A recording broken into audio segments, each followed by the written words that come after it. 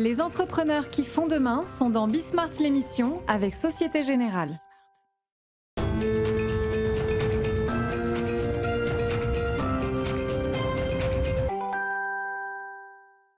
Salut à tous, c'est Bismart. On est de retour, configuration interview comme on le faisait assez régulièrement l'année dernière, comme on va le faire, continuer à le faire, peut-être même un peu plus d'ailleurs cette année. Des experts, des bouquins, des gens qui réfléchissent, et puis de temps en temps quand même des entrepreneurs, même si, je vais vous avouer, j'en ai interviewé beaucoup les entrepreneurs. Alors là, il se trouve qu'il y en a un. Il est entrepreneur, mais il porte des sujets de réflexion, tout autant que le développement de son entreprise. Donc on va discuter avec Bernard Sananès d'abord, discuter d'un sujet qui, moi, m'a intéressé tout l'été. J'ai réfléchi à ça tout l'été, j'ai pas de réponse, donc j'ai plein de questions à lui. Comment est-ce qu'on communique sur la crise climatique, globalement, c'est ça le sujet.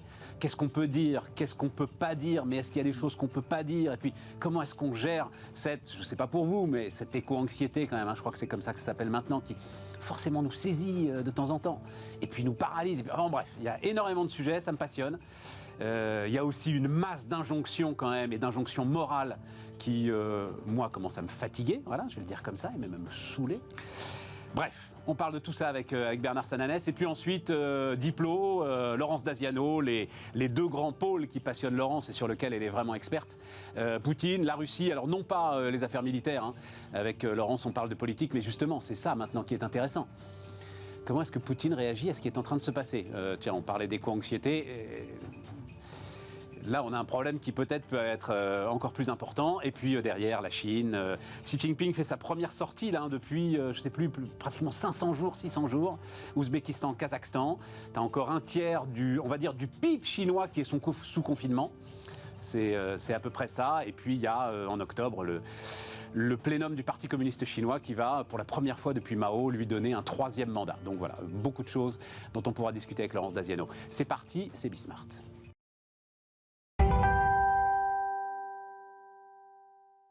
Donc, Bernard Sananès, salut Bernard. Bonjour Stéphane. Expert des phénomènes d'opinion, mais chef d'entreprise. Aussi. Et alors, entrepreneur, donc président fondateur de l'Institut d'études ELAB. Et c'est une opération business en fait, hein, qui va nous permettre de parler du grand sujet du moment pour moi, c'est-à-dire comment parler de la crise du climat. Tu as décidé donc de rapprocher ton cabinet d'études, ELAB, d'un autre cabinet qui s'appelle LinkUp, accompagnement dans la construction et la communication des stratégies RSE. Alors oui. Raconte-moi un petit peu la démarche. À 7 ans et demi, ouais. Tu avais été le premier à m'inviter pour parler du lancement. Je m'en souviens très bien. Voilà. Et là, en fait, tu dis études, c'est vrai. Attends, juste parce que ça m'a... J'ai quitté le groupe Bolloré. Ouais, c'est ça. Pour des accords stratégiques. Ah bah voilà. Dis donc, comme quoi déjà. Voilà. Pardon, je referme la parenthèse. Et là, tu as parlé des études, et c'est vrai qu'on nous connaît souvent pour ça, et on est très fiers d'être identifiés sur les études. Et là, c'est un peu plus que ça. C'est un cabinet d'études et de conseils. Ouais. Conseil en communication. Et on a essayé d'inventer un nouveau modèle. Ce modèle, il repose un peu sur l'hybridation des deux, cette culture de l'opinion au service du conseil en communication. On a appelé ça le conseil objectivé. Ça, c'est ELAB, études et conseils. Et puis, il y a LinkUp. Attends, tu vas trop vite. Conseil objectivé, ça veut dire quoi? Ça veut dire... Ça sort pas du jus de crâne d'un consultant. Pas seulement. C'est important, voilà. L'intuition. L'intuition, c'est très important dans tous les métiers du conseil, qu'ils soient juridiques, financiers, communicants. Mais on essaie d'objectiver, c'est-à-dire d'apporter des données. Je prends un exemple. On travaille sur une marque. C'est intéressant de se dire, c'est quoi aujourd'hui la photographie de l'image de cette marque, de ses concurrents. On travaille sur travailler pour des éléments de langage, comme on dit, des discours, etc. C'est quoi aujourd'hui l'état de l'opinion par rapport à ces sujets? Donc on essaie d'objectiver ces données d'opinion pour la communication. Et puis, il y a LinkUp. LinkUp, c'est un cabinet qui lui aussi est hybride. Il est hybride sur les stratégies RSE, les stratégies de responsabilité sociale et environnementale, et la communication sur ces questions-là. Et donc ce qu'on va essayer de faire, modestement, humblement, à notre taille, c'est d'être un modèle original, j'allais dire doublement hybride, qui rassemble études. Ça devient compliqué dans le... Études. C'est vrai Non, mais c'est le doublement hybride. Hybride. Oui. Alors hybride, tout simplement. Voilà. En tout super cas, hybride, ouais, hybride. Qui est assez original sur le marché. Je ne dis pas qu'on est les seuls, mais bon. Voilà. Études, conseil en communication, conseil en RSE. Tu poses une question fondamentale. C'est alors, démarrons avec les entreprises. Ouais. Je suis en contact, etc. On parle que de ça toute la journée. Franchement, le greenwashing, c'est fini. On est d'accord. Complètement fini. Et j'ai presque à dire, aucune n'a plus envie d'en faire. Non. Le risque existe Alors toujours. peut-être à l'international. Moi, c'est vrai que je ne connais que les françaises, mais très franchement, tiens, hier, discussion avec le groupe Bell, tu vois un peu la qualité, la force, la capacité des indicateurs. Ouais, laisse tomber. Mais je vais te dire, Stéphane, je suis complètement d'accord avec ce que tu dis, mais le risque, il est presque inverse aujourd'hui. On a parfois, par soupçon de greenwashing, un peu honte de communiquer. J'étais hier à la remise des prix ProDurable, dans lequel notre nouvel associé Linkup est partenaire de cette remise des prix. Il y avait la ministre Marlène Schiappa qui a dit quelque chose de très juste. Elle a dit, bien sûr, il faut des entreprises engagées. C'est ça dont on parle, hein. Engagées pour l'environnement, engagées pour le social, engagées pour les territoires, il ne faut pas les oublier.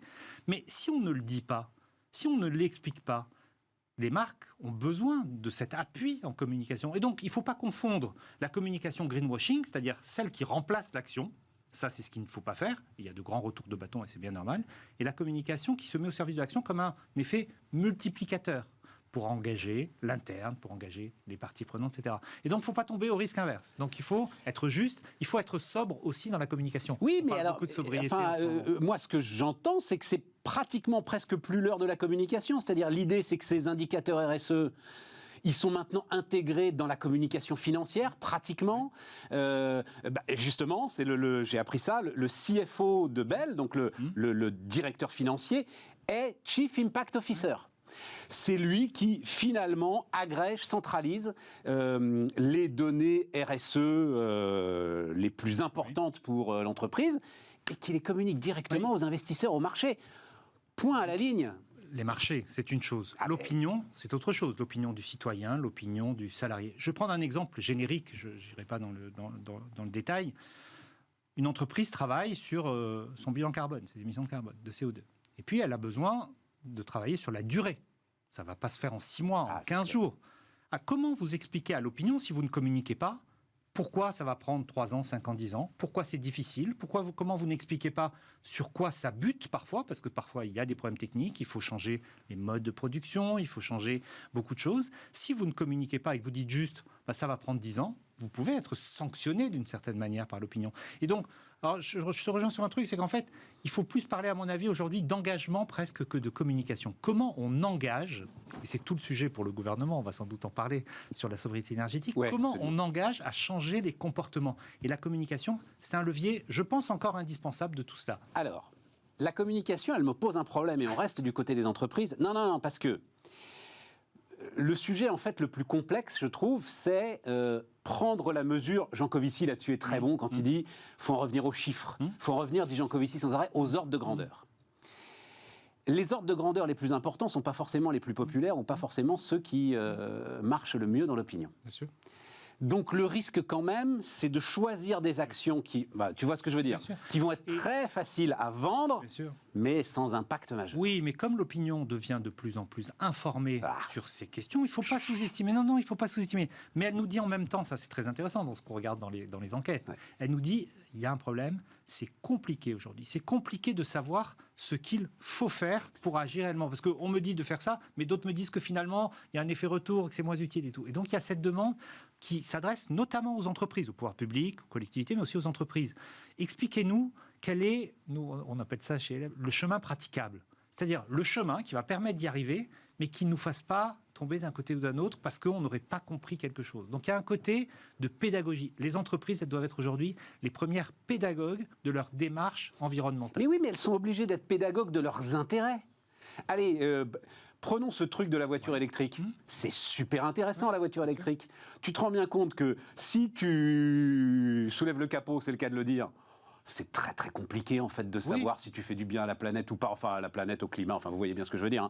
C'est très très compliqué de savoir si tu as un bilan carbone positif à la fin avec ta voiture électrique. Donc à un moment tu fais un choix, en fonction de ceci et de cela. Ce sont des notions qui vont se populariser au sens qu'elles vont devenir publiques. Elles vont devenir aujourd'hui des normes sociales. Les gens vont se dire, tiens, ça c'est bien, ça c'est pas bien. On va progresser dans la pédagogie de ça. Moi, je ne suis pas un pessimiste sur ces questions-là. Alors, je n'en suis pas un spécialiste, j'en suis un généraliste. Ouais, tout à fait. Mais je trouve qu'il y a d'ailleurs une très forte demande aujourd'hui de nous dire, de nous expliquer pas simplement pourquoi c'est Pourquoi il y a des risques, évidemment, les gens ont compris. On reviendra sur ce qui s'est passé cet été parce que c'est très intéressant. Mais montrez-nous les pistes de réponse. Montrez-nous les solutions. Qu'est-ce qui s'est passé cet été? Tu en parlais en introduction. Vas-y. Beaucoup de gens disent il y a eu une prise de conscience cet été. Moi, je ne suis pas d'accord avec ça. Cette prise de conscience, elle existait déjà depuis 2-3 ans. On avait grosso modo 8 personnes sur 10 qui nous disaient il est urgent d'agir. Ce qui s'est passé, c'est qu'on est passé à l'expérience. L'expérience, c'est que la prise de conscience, on voyait les images à la télé, on se disait c'est la Chine, c'est l'Inde, c'est loin de nous. Là, on l'a vécu. On a vécu les nuits de canicule, on a vécu les orages, on a pour certains vécu les incendies. Et ce passage à l'expérience concrète, il a beaucoup changé les choses et il fait, notamment dans les études, que la préoccupation environnementale est maintenant en deuxième position, ce qui n'était pas le cas précédemment. Pas juste derrière, mais derrière la question du pouvoir d'achat. Parce qu'il ne faut jamais l'oublier, aujourd'hui, la première question de préoccupation des Français, et nettement, c'est la préoccupation du pouvoir d'achat. Et quand on demande, vous êtes prêt à faire des efforts, mais à quelles conditions? La première réponse de l'opinion, c'est à condition que ces efforts soient justes et partagés. Voilà. Donc, en fait, les deux sujets se rejoignent. Comme le dit Macron, c'est orthogonal. Le problème, et tu mets le doigt dessus, c'est que toute action va coûter cher. Et voilà. Oui. Mais et toute action va coûter cher et il va falloir qu'on la paye. Bien sûr, c'est un sujet pour les entreprises. Ce sera un sujet, il y a eu un article d'un de tes confrères très inspiré sur cette question-là, y compris ça pose la question des marges des entreprises à terme, sur la durée. Peut-être que ces marges ne seront plus dans des niveaux qu'on a connus. Comment les marchés financiers vont réagir? Donc on voit bien qu'on est à un changement de modèle. Mais si, pour revenir sur ta question initiale, les entreprises ne communiquent pas, n'expliquent pas leurs démarches, n'expliquent pas leurs contraintes. Moi, je dis souvent, on le voit par exemple en communication de crise. Les gens ont très bien compris que le risque zéro, en toute matière, je ne parle pas que de l'environnement, industriel, etc., ça n'existait pas. Qu'est-ce qu'on demande quand il y a une crise aux entreprises? Dites-nous ce que vous allez faire pour que ça ne se reproduise pas. Voilà. Et donc là, il y a ce sujet-là d'expliquer ce qui est possible, ce qui ne l'est pas, ce qui va coûter cher, ce qui va prendre du temps. Et la communication, encore une fois, peut être un accompagnateur. Oui, mais il s'est passé autre chose cet été. Cet été, il s'est passé, alors cette affaire, alors il paraît, juste, tiens, non, mais cette histoire, on fait une petite parenthèse, mesdames, messieurs, mais cette histoire d'Emmanuel Macron qui fait une conférence de presse avec des journalistes qui n'ont pas le droit de le citer, c'est étonnant. On va quand même très loin dans l'invention du bullshit, là, quand même. C'est-à-dire le faux off. C'est ahurissant. Donc, visiblement, il aurait dit, cette histoire de jet, c'est aussi efficace que la tête à Toto. Voilà. Cette histoire de jet, c'est-à-dire un été d'injonction morale permanente. Je ne sais pas si tu peux mesurer, d'ailleurs, l'effet sur l'opinion. À un moment, tu as envie de dire, mais... ça me saoule. C'est-à-dire, comme tu le dis très bien, on a tous compris, les amis, on a tous compris ce qui était en train de se passer, et on a tous compris surtout qu'on n'avait pas la solution, parce qu'il faut être franc quand même. Enfin, la solution, elle est à l'échelle mondiale. Bon, bref, refermons la parenthèse. Mais il y a des solutions locales. Mais il n'y a pas que des solutions mondiales, il n'y a pas que des solutions lointaines. Mais si, Bernard. C'est un autre sujet. Bon, c'est un autre sujet. C'est un autre sujet. Bon. Alors, je reviens sur cette question. Cette histoire d'injonction permanente, à un moment, il va falloir arrêter parce que ça va être contre-productif. Je ne vais pas être dans la morale, mais par contre, il y a une vraie attente à la fois d'exemplarité et il y a une attente de bon sens. Alors, je ne vais pas prendre l'exemple des jets privés, je vais prendre deux autres exemples. L'éclairage de grands édifices très tard le soir ou la nuit. Les gens se disent, on pourrait faire moins. Les gens ne disent pas, on pourrait couper, on pourrait faire moins.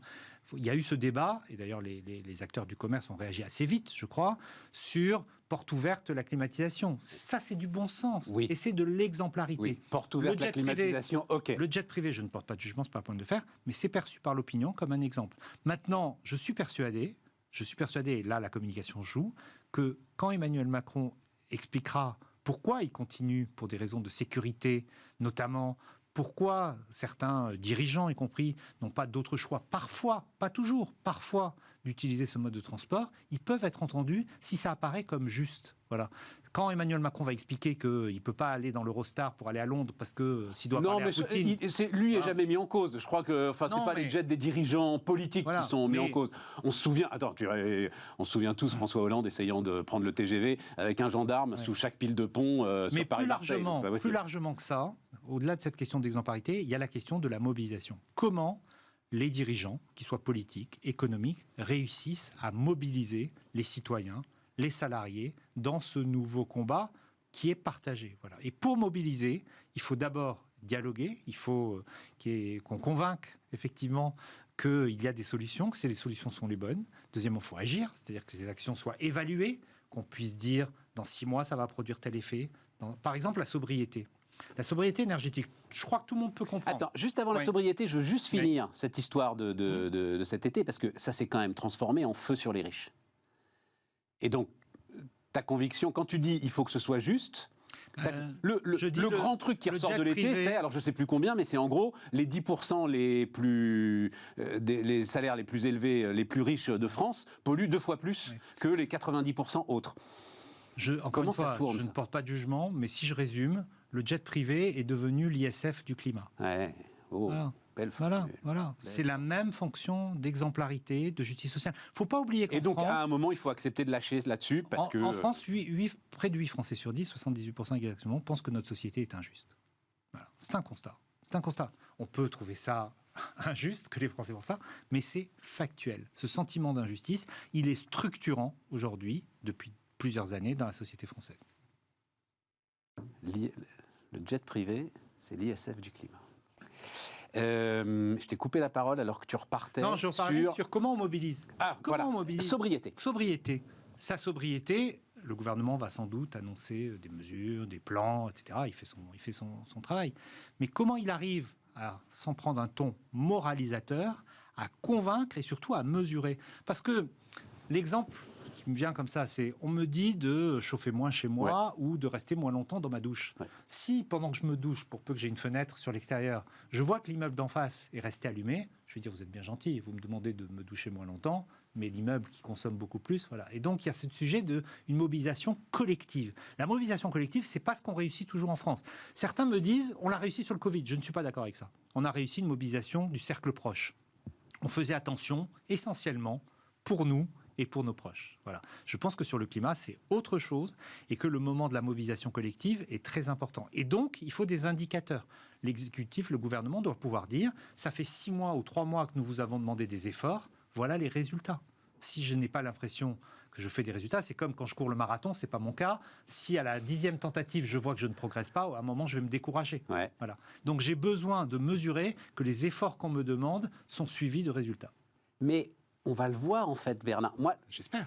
Non, parce que, alors, autant je suis beaucoup plus pessimiste que toi sur la solution globale, autant là. Donc, enfin, je l'ai déjà beaucoup raconté sur ça, parce que cette séquence me passionne. Donc, c'était, je ne sais plus quand, janvier. À un moment, RTE nous a demandé de faire un effort particulier un matin. Je ne sais pas si tu te souviens. Oui, je me souviens. Alors, c'était sur 2 séquences. Première séquence et la deuxième séquence. Et la deuxième séquence, la France, collectivement, a fait baisser sa consommation une des tranches de Fessenheim, 900 MW. Bon.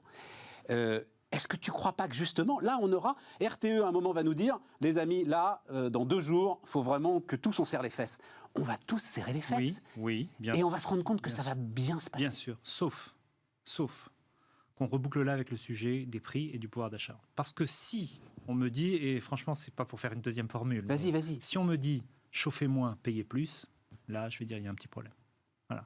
Et le risque, et c'est un risque politique, clairement, le risque de gilet jaunisation, on n'en est pas là du tout aujourd'hui. Dans l'opinion, je pourrais y revenir si tu le souhaites. Bien sûr. Le risque, c'est ce hiatus entre chauffer moins, payer plus. C'est qu'à un moment, on demande des efforts, et je suis comme toi, je pense que beaucoup de gens sont prêts à les faire, même si 4 Français sur 10, 38% exactement, pensent qu'ils sont déjà au maximum des efforts qu'ils peuvent faire.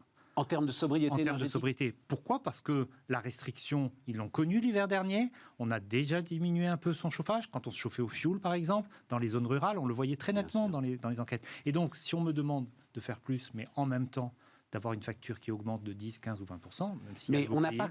Alors, la question, Bernard, on n'a pas conscience collectivement que les prix de l'énergie nous échappent et que le gouvernement n'y est pour rien et qu'à un moment, il ne peut pas non plus continuer à payer l'électricité de tout le monde ? Donc, pour l'instant, dans ce qu'on a en photographie de l'opinion, nous sommes le 14 septembre, on a une opinion qui ne rend pas responsable le gouvernement, mais qui, pour autant, en grande partie, le juge presque impuissant. C'est-à-dire qu'on a une opinion partagée entre ceux qui disent à peu près 4 sur 10, les mesures sont insuffisantes, mais elles vont quand même dans le bon sens, et ceux qui disent, de toute façon, ça ne changera rien parce que ma situation est trop difficile. Voilà. Et le couplage de ces deux je ne vais pas dire injonction, mais en tout cas, ces deux aujourd'hui enjeux que sont l'écologie et le pouvoir d'achat, la fameuse fin de mois, fin du monde, voilà, il est vécu dans le quotidien de beaucoup de Français. Sauf que tu me disais, tout geste sur le prix de l'essence a un effet immédiat sur l'opinion. Tout à fait, on le voit bien. Nous, on a un indicateur de fin de mois. On demande aux gens comment ils bouclent leur fin de mois, sereinement ou pas sereinement. Et on voit que depuis 15 jours, 3 semaines, sous l'effet de la baisse des prix de l'essence, ça se détend un peu. On a encore près de plus de 4 Français sur 10 qui disent qu'ils ne bouclent pas leur fin de mois sereinement. Voilà. Donc ça reste très tendu, mais on voit que l'effet est immédiat. Pourquoi ? Parce que le passage à la pompe, c'est pour beaucoup de Français 1 fois par semaine, 2 fois par semaine, donc l'effet est immédiat. Il y a quand même une contradiction là, fondamentale, je ne sais même pas comment on va la résoudre un jour, c'est d'où mon relatif pessimisme, entre... Je veux continuer à rouler autant, finalement, c'est ça le sujet. Alors oui, je ne peux pas faire autrement, il y en a combien qui ne peuvent pas faire autrement, j'en sais rien, mais je veux continuer à rouler autant et pas à payer plus, et voilà. Oui, alors quand je peux rouler moins parce que j'ai une solution alternative, parce qu'il y a le train... Elle est utilisée, ça, il y a une confiance là-dessus. On voit qu'il y a une évolution des comportements.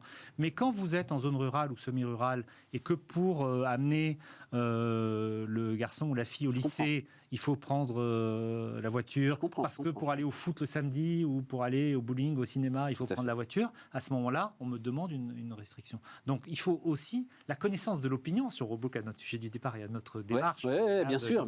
C'est aussi de se dire, derrière, parfois ça nous arrive de faire des raccourcis, de dire 75%. 75% de Français pensent que... Mais il faut comprendre comment, derrière ces 75%, les opinions sont structurées. Aujourd'hui, dans toutes les enquêtes, la variable la plus structurante, c'est celle de la fin de mois. Celle qui explique le plus les Ce qui veut dire que... Parce que les économistes, moi je ne veux pas dire les économistes en chambre, les économistes, ils amènent des solutions d'économistes, et après le politique tranche. Les économistes disent tous, c'est le signal prix, le seul qui nous permettra de modifier nos comportements. Bernard Sananès nous dit, le signal prix est impossible à mettre en œuvre aujourd'hui en France. Pour une grande partie de la population, je ne parle même pas de l'opinion, pour une grande partie de la population, s'il était brutal, s'il n'était pas contrebalancé par des mesures de justice sociale, il serait quasiment impossible à mettre en place. Et tu comprends pourquoi ils ont renoncé, là, pardon, c'est de la politique politicienne, mais tu l'as fait aussi remarquablement bien. Merci. J'ai toujours pas compris la séquence, donc là encore de l'été, de dire ristourne pour tout le monde.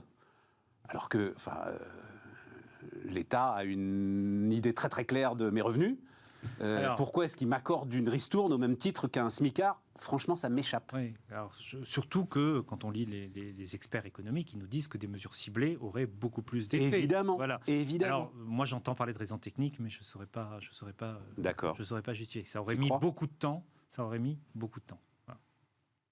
On va se contenter de cette explication. Bercy qui fait la retenue à la source. Qui a été un vrai succès. Oui, et donc il y a parfois des ils ont une connaissance très très fine et quasiment quotidienne de mes revenus. Mais si tu veux bien, on a le temps là, on a oui, mais oui, on s'arrête là-dessus parce que prélèvement à la source, beaucoup de gens disaient ça n'a pas marché, etc. Pourquoi ça a marché ? Ça a marché parce que ça a été pris en avance. 4 mois, 5 mois avant, on nous a dit ce qui allait se passer. Et deuxièmement, ça a marché parce qu'on m'a dit, non pas la réforme, voilà ce qu'elle va faire, mais on va vous dire, pour moi, on nous a envoyé des feuilles de paye, on avait fait des hypothèses, des simulations. Voilà. Et ça, si on parle des retraites, c'est un peu dans l'actualité aujourd'hui. Le sujet, c'est que le gouvernement n'a jamais réussi à faire. C'est-à-dire, une réforme des retraites, qu'est-ce qu'elle changerait ? Pour moi, le simulateur, on s'en souvient, ça avait été un objet du débat politique, c'est très compliqué. Les gens n'ont pas envie de savoir, ils s'intéressent à la réforme globale, mais on s'intéresse très vite à ce que ça change pour mon quotidien. Pour soi, ouais, tout à fait.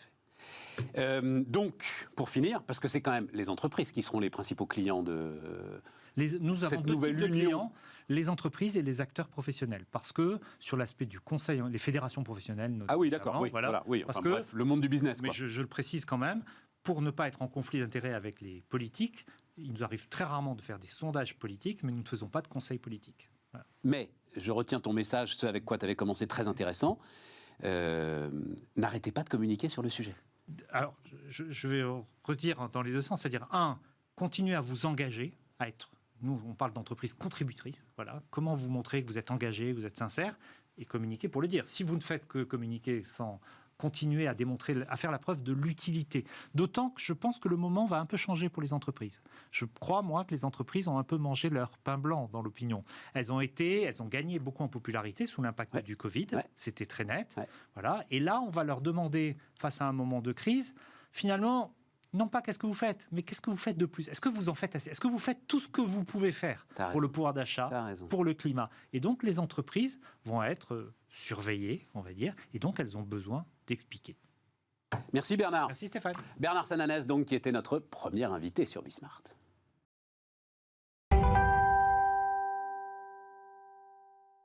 On repart les amis, on repart avec Laurence Daziano. Salut Laurence, prof à Sciences Po qui vient nous voir régulièrement, notamment autour de la Russie et de la Chine. En plus, le lien entre les deux est quand même très très simple à faire. Et on va démarrer avec la Russie, on va démarrer avec Poutine, Laurence. Je dois te dire, d'ailleurs je suis un peu surpris parce que je ne vois pas la question, on regarde, et puis c'est vrai qu'on est encore dans ce qui est en train de se passer en Ukraine, la contre-offensive ukrainienne, etc. Mais comment est-ce qu'il peut réagir, Poutine ? Alors d'abord, est-ce que cette contre-offensive le fragilise politiquement ? C'est difficile à dire. C'est sûr que... Alors le premier qui est fragilisé, je pense d'abord, c'est le ministre de la Défense, c'est Shoigu. Sergueï Shoigu, qui a été donné il y a encore pas très longtemps comme un successeur potentiel de Vladimir Poutine, qui lui maintenant est vraiment discrédité, parce que on a vu l'état de l'armée russe dont on avait tous peur, et d'ailleurs même dans les 2-3 premiers jours on se disait mais ils vont arriver très vite à la frontière, et est-ce qu'ils vont aller plus loin? Donc on a tous été surpris.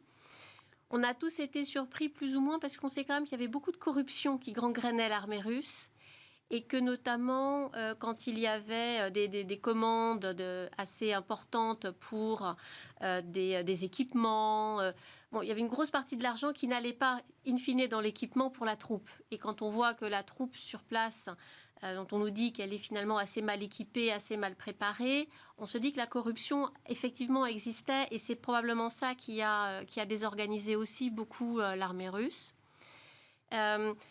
Poutine, bien sûr, est atteint à travers ce qui apparaît, et encore une fois, ce qu'on se disait à l'instant, il faut faire très attention entre l'information. On a beaucoup d'informations qui viennent de canaux différents, qu'on a du mal à recouper, on ne sait pas parfois trop d'où ça vient. Donc il y a de l'information, il y a de la désinformation.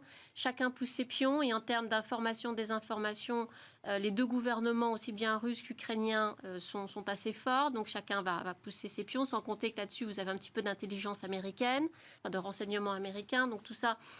Donc c'est difficile. Ce qu'on voit quand même sur le terrain, parce qu'après il y a quand même les faits, c'est qu'on a l'impression qu'il y a un front qui est totalement disloqué au nord. Tout à fait. Et que les soldats sont partis, ils ont laissé beaucoup de matériel. Pour en revenir à la situation économique de l'armée russe, aujourd'hui, elle se réapprovisionne en Iran et en Corée du Nord. Donc ce qui veut dire qu'ils n'ont plus de stock d'armes, et leur industrie où ils produisaient de l'armement, ils n'ont plus les composants électroniques dont ils avaient besoin. On en reviendra quand on parlera des sanctions, et du fait que les sanctions, elles ne mordent pas partout, mais elles commencent quand même à mordre, et à long terme, elles risquent de mordre quand même très durement. Donc on a un président russe qui est, en tout cas, qui perd la face vis-à-vis de l'Occident, vis-à-vis des Ukrainiens, qui a probablement été mal renseigné sur la situation en Ukraine, parce que la façon dont l'opération a été lancée, il y avait beaucoup d'unités qui sont restées assez longtemps. Les Américains les ont vues. Ils n'ont pas arrêté de dire ils vont attaquer, ils vont attaquer. Enfin, c'était pas une attaque surprise. Ils étaient là depuis longtemps. Puis on se rend compte que c'était pas si bien organisé que ça. Donc probablement déjà à l'intérieur un renseignement qui a été déficient. Mais comme le système devient de plus en plus autoritaire et basé sur la peur, on en revient quand même à la bonne vieille Union soviétique, que des généraux ou des chefs de renseignement n'aient pas voulu dire la vérité à Vladimir Poutine de peur d'eux, voilà le résultat qu'on a aujourd'hui. Donc on a un président qui était probablement mal renseigné. Ah, ce serait ça la clé du truc pour toi? Oui, c'est ça. C'est-à-dire, l'appareil de renseignement russe et soviétique n'est pas devenu nul du jour au lendemain. Non. Donc les gars n'ont pas osé dire à Poutine, on risque de perdre. Est-ce qu'à un moment, ils n'ont pas osé le dire? Parce que, mais ce qui est toute l'histoire des dictatures. Enfin, c'est. Comme tu dis, ils sont quand même. Il y a quand même il y a un savoir-faire. Il y a un savoir-faire russe Oui. et qui date même d'avant l'Union soviétique, du temps des tsars, dans le renseignement. Donc, on ne peut pas penser qu'ils n'aient pas senti qu'ils n'allaient pas être accueillis en libérateurs. Donc, ils ont été quand même très surpris de ne pas être accueillis en libérateurs. Bon, il faut dire aussi qu'ils ne s'attendaient pas à ce que les Ukrainiens résistent autant. Ils avaient aussi sous-estimé, mais ça aussi c'est de l'intelligence, ils ont sous-estimé le sentiment national des Ukrainiens. N'oublions pas quand même que les Ukrainiens sont les premiers en 91, on en parlait beaucoup avec la mort de Mikhail Gorbatchev, de la dislocation de l'URSS. Les Ukrainiens ont été parmi les premiers avec les Baltes à dire on veut être indépendant de l'ancienne Union soviétique. On ne veut pas de cette communauté des États indépendants. On veut vraiment être indépendant.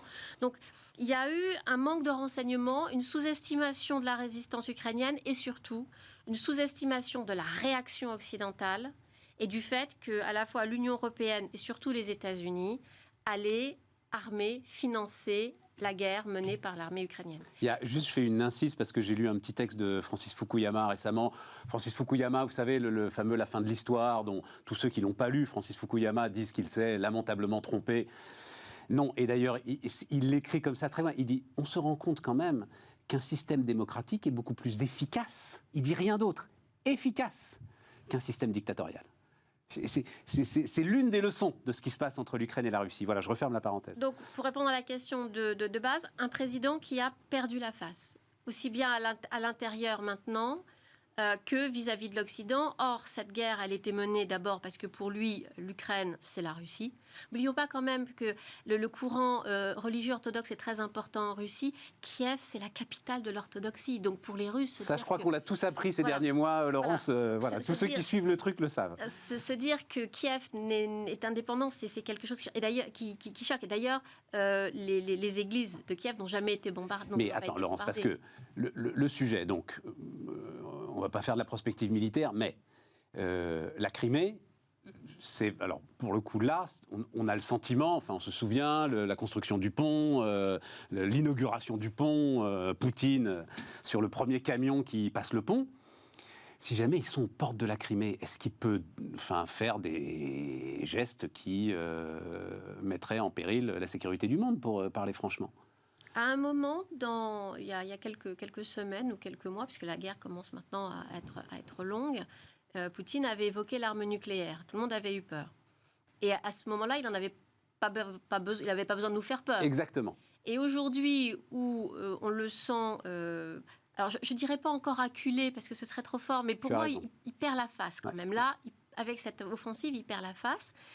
Les Ukrainiens, ils sont encore loin de la Crimée quand même, parce que ils ont perdu beaucoup d'hommes. Enfin, des rapports que l'on a, mais les Ukrainiens veulent reprendre la Crimée. Or, la Crimée aujourd'hui, elle a été annexée par les Russes. Les Russes la considèrent comme russe. Historiquement, ils la considèrent comme russe.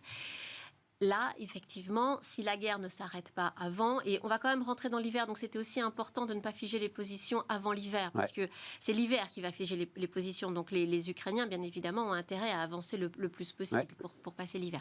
C'est vrai que là, la question peut se poser.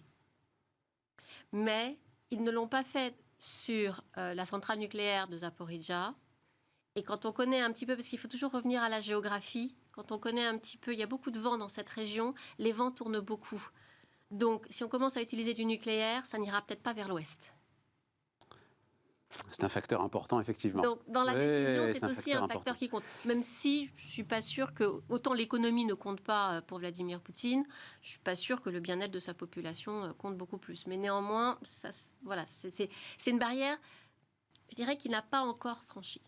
Ouais, et puis Sochi est pas très loin. Enfin, c'est sa fameuse résidence incroyable, et pas très loin de. Il paraît qu'il est à Sochi, donc effectivement. Bon, voilà, et Sochi n'est pas loin sur la mer. En interne, révolution de palais, choses comme ça. Enfin, dans ce que tu vois justement, et tu disais, on a presque trop d'informations et on est sans arrêt soumis à la propagande et à la désinformation la plus fine. Qu'est-ce qui ressort de l'ensemble des sources que tu regardes? Alors, il y a quand même, Poutine s'est quand même entouré c'est un ancien du KGB, hein, donc KGB aujourd'hui FSB, donc il s'est entouré quand même d'un service de sécurité qui est assez impressionnant. Il y a le FSB, qui lui fait, surtout, c'est fédéral, donc c'est Ouais. la Russie.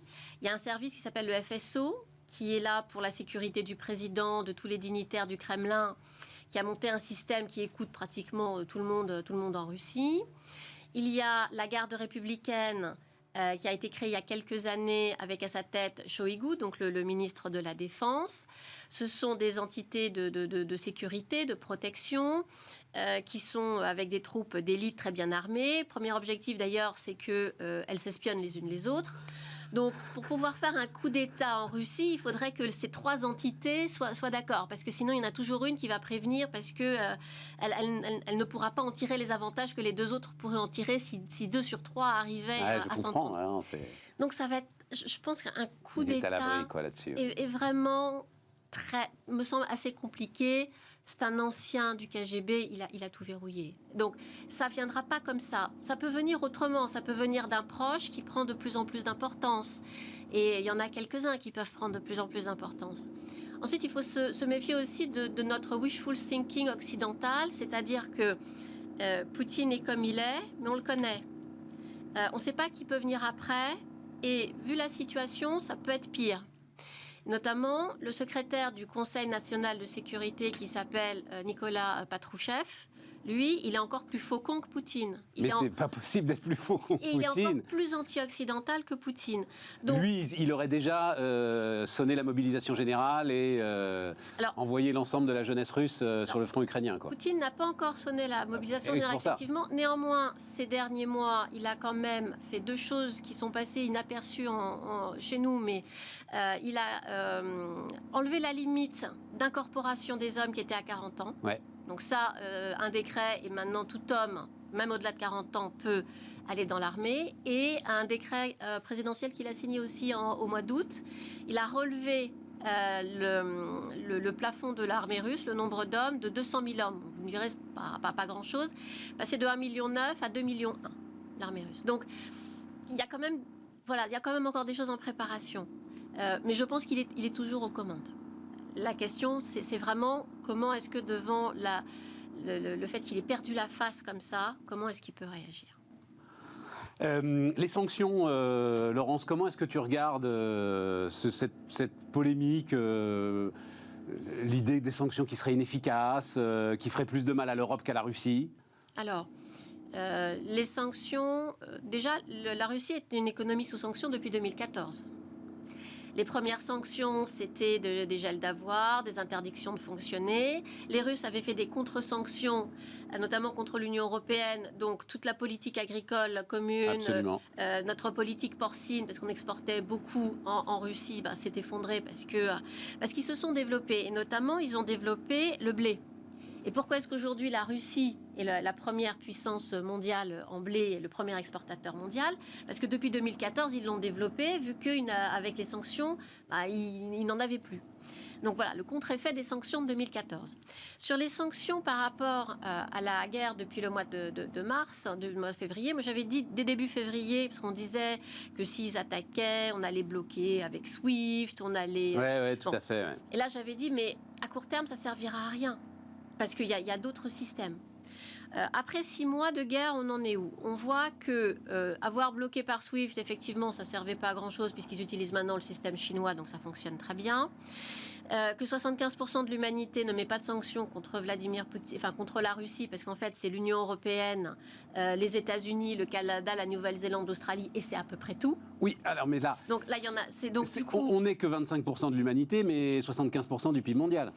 Oui. C'est quand même ça qui est important pour eux. Alors, oui et non, parce que ils sont très résilients. Enfin, à court terme, non, parce qu'on continue de leur acheter du pétrole. Oui, oui, Donc, non, mais à partir j'entends du bien. moment où on a continué à leur acheter du pétrole, la Russie a aujourd'hui un excédent Financier, dont financier. elle ne peut rien faire, Laurence. Si, On me dit, acheter le cours du rouble, regardez le cours du rouble. Bah, évidemment, plus personne ne veut de rouble. Non, mais le cours du rouble, ça ne veut plus rien dire, parce qu'effectivement, il n'y a plus de marché. Il n'y a plus de Non, marché. ce que je veux dire, c'est que quand même cet argent, elle peut l'utiliser pour acheter des armes, elle peut l'utiliser pour elle peut Mais à financer sa qui, guerre. comme tu le dis, à la Corée du Nord et à l'Iran. Mais oui, mais c'est toujours ça. Bon. En revanche, à long terme, et on commence à le voir parce que maintenant on entre dans les 6 mois. Ouais. Donc 6 mois, ça commence à faire. Sur tout ce qui est courant pour les Russes, pas trop, parce que l'habillement, ils l'ont plus d'Europe, mais ils l'ont de Turquie. Les vacances, ils sont allés en Turquie. Donc ça, pas trop. Il y a en revanche 2-3 domaines où vraiment ça va faire très mal à la population, à l'économie russe, à la population russe.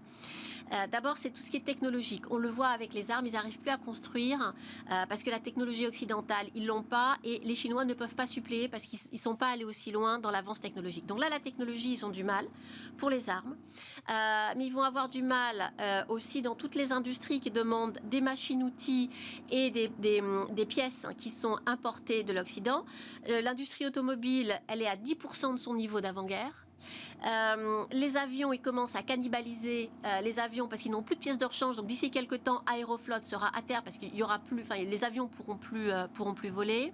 Le magnifique train que j'ai eu la chance de prendre entre Moscou et Saint-Pétersbourg, qui est un train à grande vitesse de Siemens, là c'est pareil, il n'y a plus de pièces détachées. Siemens est parti tout de suite. Donc au bout de 6 mois, on peut commencer à bricoler, mais ils vont pas bricoler longtemps. Et puis, petit à petit, ça va complètement, ça va bloquer l'économie. Ouais, voilà, c'est ça. Mais ça, pour la guerre aujourd'hui, ça va arriver trop tard. En revanche, Poutine est très conscient de la paupérisation de sa population qui avait commencé avant. Et surtout, quand il y a eu Covid, il n'y a pas eu beaucoup d'aide.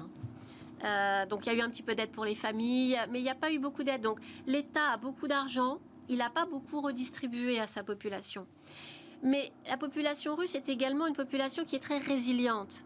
La population qui a pu profiter des 30 dernières années d'ouverture et des 20 dernières années de boom économique, parce que la Russie, les 2 premiers mandats de Poutine, 2000-2008, ça s'est arrêté avec la Géorgie et la crise financière de 2008-2009, a vécu, donc les 2 premiers mandats, il y a eu une vraie hausse du niveau de vie des Russes.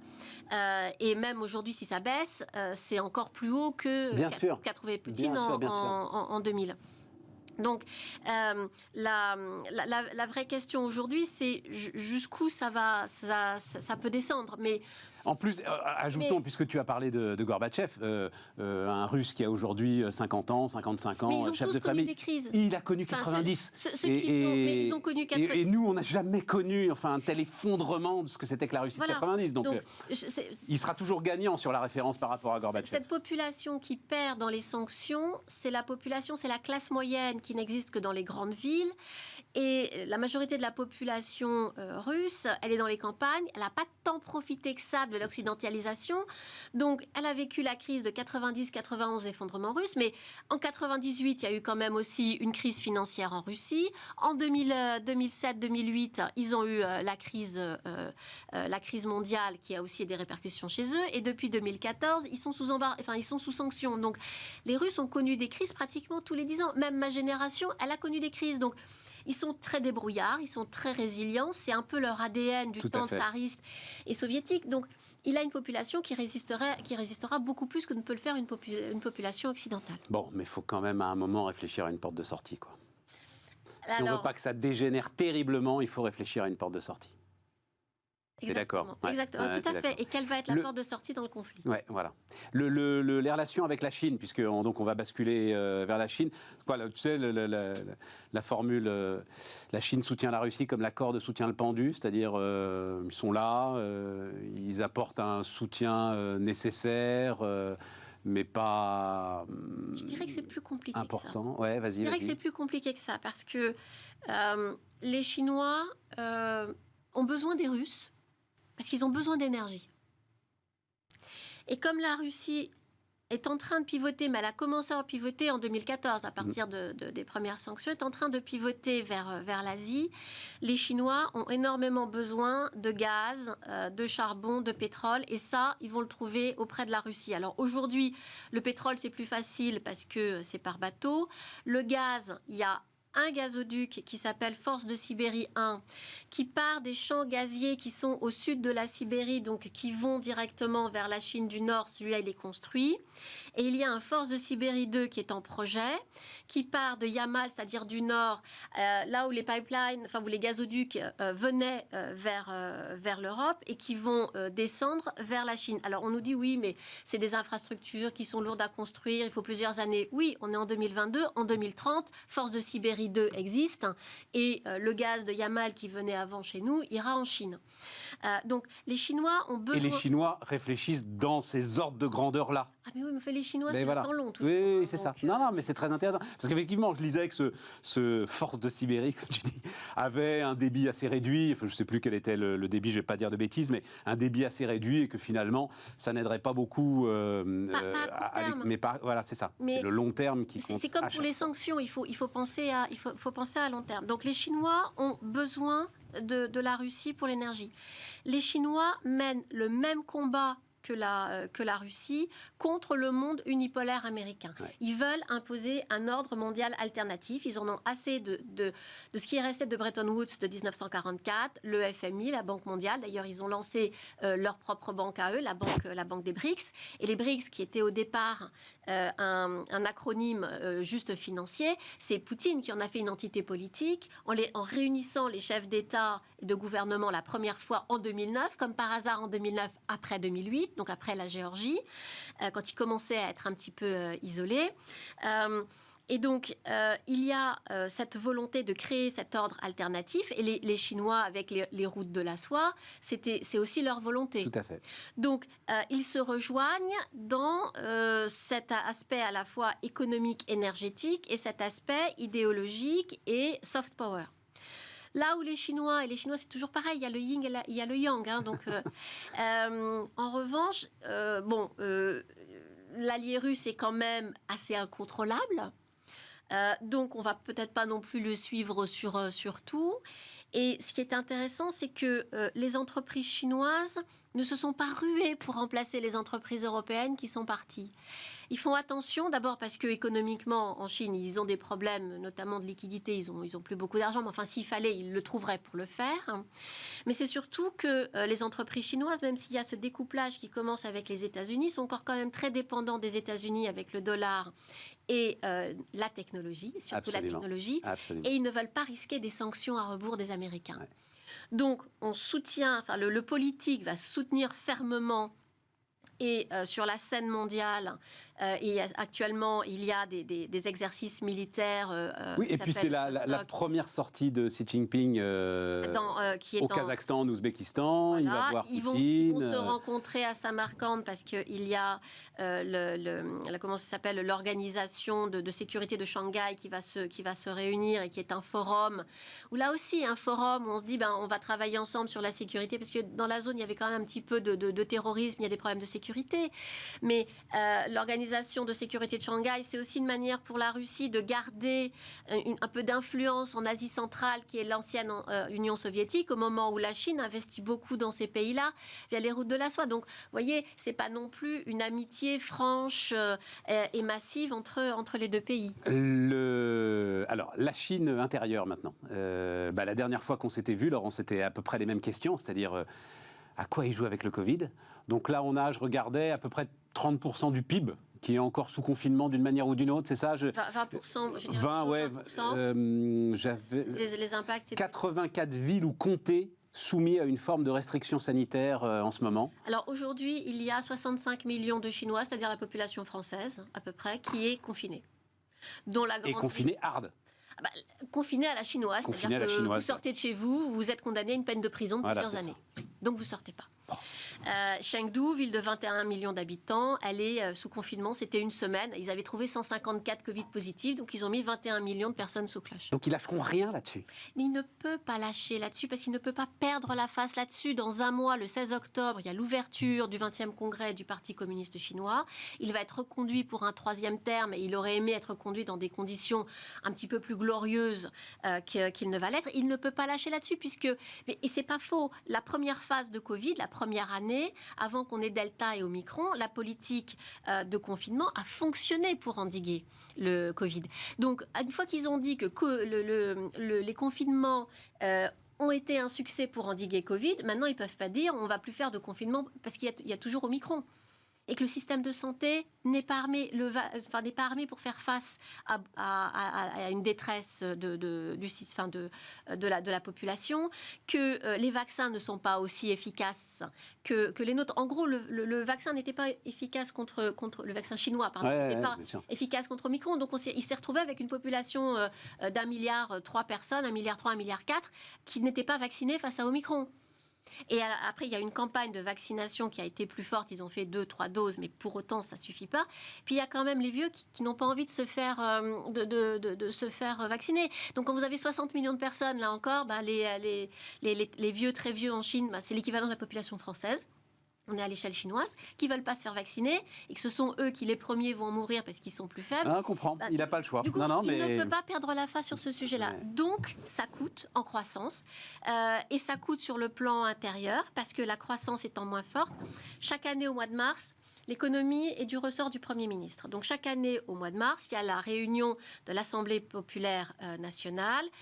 Et c'est là qu'on fixe l'objectif de croissance chinoise pour l'année. Donc, au mois de mars 2022, Li Keqiang, Premier ministre, a dit l'objectif de croissance, ce sera 5,5 en Chine cette année. Et déjà, quand il a sorti 5,5, on s'est tous regardés en disant « Ouh, les Chinois commencent à dire qu'ils sont en dessous des 7, déjà 6,5, 6 les années précédentes. » On se disait « Ouh là là, officiellement, ils commencent à reconnaître que la croissance baisse. » Là, 5,5 au mois de mars, je vous avoue que moi, je me suis dit, c'est que vraiment, il y a gros temps. Ouais. Et là, les dernières prévisions, c'est 3,3. Voilà, c'est ça. Donc, ils n'en parlent même plus. Ils n'en parlent nulle part. D'habitude, ils le brocardent en disant, voyez, on avait dit ça au mois de mars, on s'y tient. C'est comme ça que ça se passait les années précédentes. Cette année, il n'y a plus rien. Ils n'en parlent plus. C'est vraiment sous le tapis. Et le fait que la croissance, qu'il n'y ait plus de croissance, ça a un impact notamment sur la jeune génération. Il y a tous les ans environ 7 millions de jeunes diplômés chinois qui arrivent sur le marché du travail. Les jeunes diplômés chinois, ce sont des étudiants qui sont passés par le système universitaire chinois qui est très sélectif. Il y a un concours d'entrée. Donc, c'est l'équivalent entre le baccalauréat et le concours d'entrée à l'université. C'est extrêmement sélectif. Donc, ce sont vraiment que les meilleurs étudiants qui y vont. Les meilleurs étudiants qui, en plus, sont bien endoctrinés. Cette année, la cohorte, ce n'est pas 7 millions, c'est 11. Donc, vous avez l'année où la croissance s'effondre en Chine à cause de la politique, pas seulement de la politique de Covid, mais ça fait beaucoup parce que... non, vas-y. Et donc, on parle 11 millions de jeunes gens. Donc, 11 millions de jeunes gens qui arrivent sur le marché du travail, pour qui ont été endoctrinés, c'est-à-dire que le parti, c'est tout, on est dans la bonne voie, qui arrivent sur le marché du travail et donc qui ne vont pas trouver d'emploi. C'est-à-dire qu'il y a à peu près 20%, je crois que c'est 18% de taux de chômage pour ceux-là. Donc, ils arrivent hautement qualifiés, endoctrinés sur le marché du travail, on leur avait promis. Et 1 sur 5 est au chômage. Et 1 sur 5 va être au chômage. Et donc là, ça commence... Voilà. Et donc là, le système va commencer donc forcément, ils vont se dire, mais est-ce que le Parti communiste marche si bien que ça, quoi ? C'est ça le sujet. On va commencer à dire, est-ce que le parti a vraiment raison ? Et quand je disais que le Covid, c'est un des problèmes de Xi Jinping, point de vue économique, mais je dirais que ce n'est même pas le principal. Le principal, c'est que le secteur immobilier est en train de s'effondrer. Ouais. Physiquement, d'ailleurs, on voit, on a vu des masses de vidéos. Il les casse. Qui les fout en l'air. En fait, ce qui apparaît aujourd'hui, parce que j'imagine qu'on n'a pas beaucoup de temps. On est quasi au bout, là. C'est qu'en fait, le système immobilier, personne n'avait voulu le voir parce que ça arrangeait tout le monde de ne pas le voir. Il était fondé sur un schéma à la Ponzi. Donc, autre mécontentement social avec des gens qui manifestent, c'est qu'en Chine, 90% des appartements sont achetés sur plan. Donc, avant d'être construits. Donc, tous ceux qui ont déjà payé, et comme le système s'écroule, qui n'auront jamais rien, ne veulent plus continuer à payer, manifestent en disant que ils veulent leur appartement et que ils l'auront pas, se font arrêter. Donc il y a des petits craquements là dans le. Ce que tu décris, Laurence, c'est pas des petits craquements. Là. Si, parce que vous avez quand même le système autoritaire chinois qui, quand vous manifestez parce que vous êtes sous confinement ou parce que vous voulez plus payer pour quelque chose que vous n'aurez jamais, vous êtes arrêté, vous allez en prison. Donc ça va encore tenir. Mais le plus intéressant, c'est de voir qu'au sein même du PCC, parce que nous, on voit le Parti communiste comme quelque chose qui est uni, massif. Unique et indivisible, comme la République française. Et en fait, derrière, ça discute beaucoup. Et le fait que, comme Premier ministre, Li Keqiang ne sera peut-être pas reconduit et qu'il y aura à sa place un membre d'un autre courant du Parti communiste que Xi Jinping, ça veut dire que le troisième mandat ne sera peut-être pas la consécration qu'il attendait et que le mandat à vie, parce qu'on se disait il en a un troisième, donc après ça va être un mandat à vie. Moi, je dirais, il a le troisième et on verra s'il y en a un quatrième. Parce mais là, que il nous reste une minute. Là, il va devoir accepter une forme de cohabitation. C'est ça que tu es en train de dire ? Exactement. Avec. On le verra dans un mois. Tu l'écrivais hier matin. Tu l'écrivais hier dans les Échos avec un membre du clan Hu Jintao qui était son prédécesseur. Et qui fait partie des gens du Parti communiste qui sont montés grâce aux jeunesses communistes, à la Ligue de la jeunesse communiste, et non pas qui est un prince rouge, c'est-à-dire un des fils de la révolution des révolutionnaires d'avec Mao. C'est des romans, tout ça. Hein. On revient vraiment. Ah oui, avec grand plaisir. Avec grand plaisir. Bah oui, on se reparlera au moment. C'est quoi ? C'est mi-octobre, hein, 16 octobre. Voilà, 16 octobre. 16 octobre. Merci Laurence. Merci. Et merci à vous de nous avoir suivis et à demain sur Bismart.